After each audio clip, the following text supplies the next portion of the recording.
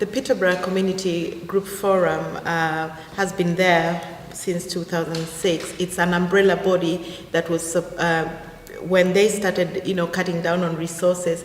There was a need of communities coming together to share the resources available, and could be funding too, because it was very difficult for individual groups to get the funding. Yet we were doing almost the same things within the community. So they saw a need of starting the forum.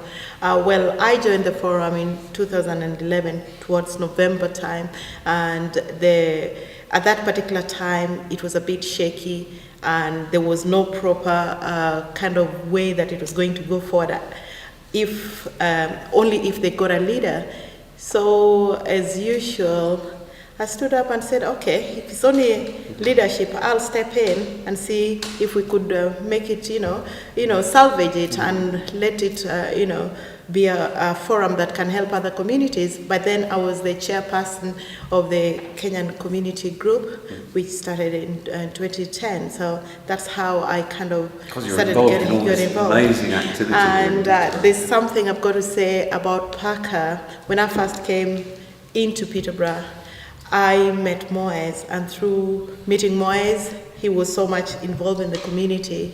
So that was my background. I like getting involved and helping people from my background from Kenya.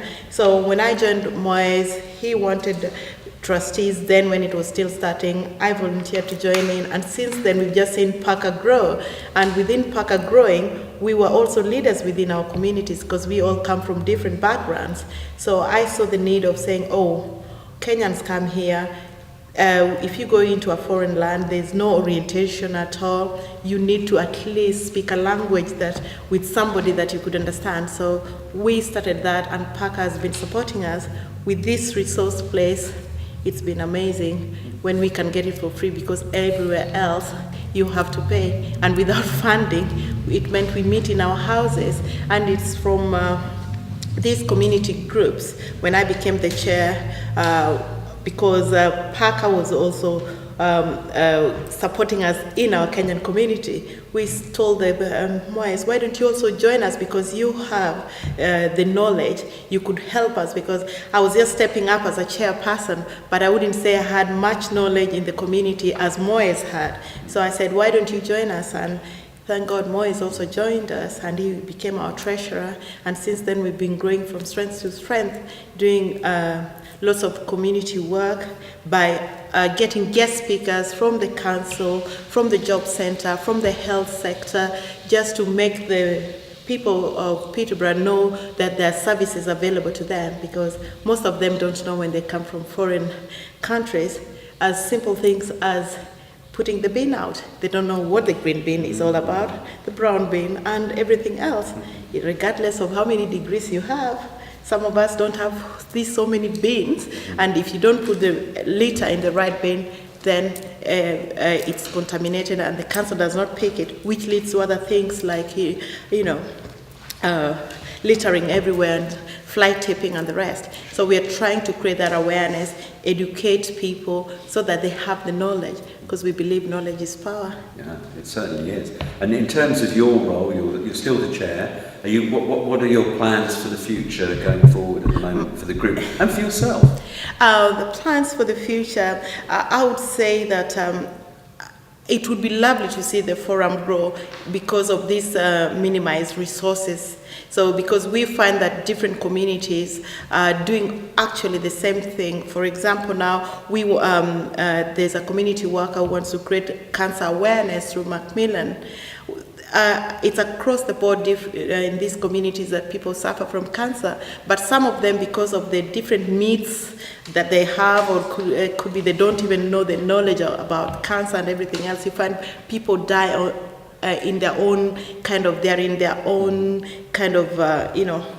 isolation. So we find we want to create that awareness in most of these things so that they can get help. And some of them, if we can tap them when they're still in the early stages, will help life. So those are the kind of my vision is to see that everybody is empowered through getting knowledge in various things that is happening in the community, and working with community workers to reach the people, not the people reaching them, because at times when you have problem, you don't want to go out there because of fear. So to break through, we have to mingle with them, even the service providers coming for us, and we are creating that audience through the community groups, which so far we have towards 22, going to 24. 15 are very active.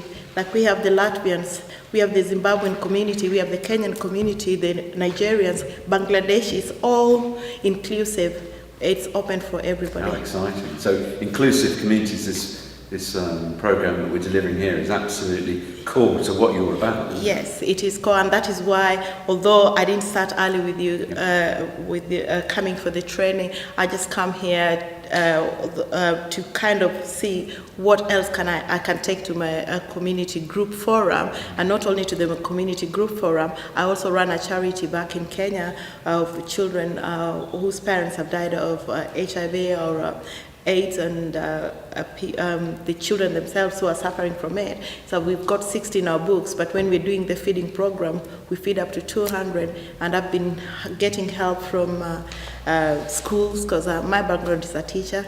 Right now I'm off work because of illness, and that's why I've managed to come here, but it's just happy. So how exciting, you're doing all this work in Peterborough, yeah, with all these different communities, and you're also doing this work back in your homeland in Kenya. That's very exciting. It is exciting to me also. My vision is to help people where I can with the little knowledge I have, and to make somebody smile. If I could make you smile. Well, you're making me smile. I think that is my... You're a fiery spirit, aren't you? Yes. You really are, yeah. And kind of get to make people know that, because you find that because most of them are people that have traveled, or migrants, I would say, so I didn't want to use that, but I'm going to use it. They suffer from mental illness, but they don't want to accept that they're suffering from it. It could be because of that change. It could be because of other issues. They can't go back at home because could be they're not able financially, or they've seek asylum here, and many other issues. Imagine being grieved, and could be somebody dies and there's nobody to help you out. So that is the kind of things we are seeing from people. They're suffering from mental illness because of could be they've lost their jobs, things are not working the way they are, but there's nobody there. So you're dying a lonely person, and I'm trying to fight it and say there's help out there. We might all be different, but our difference should make us strong. I believe in that.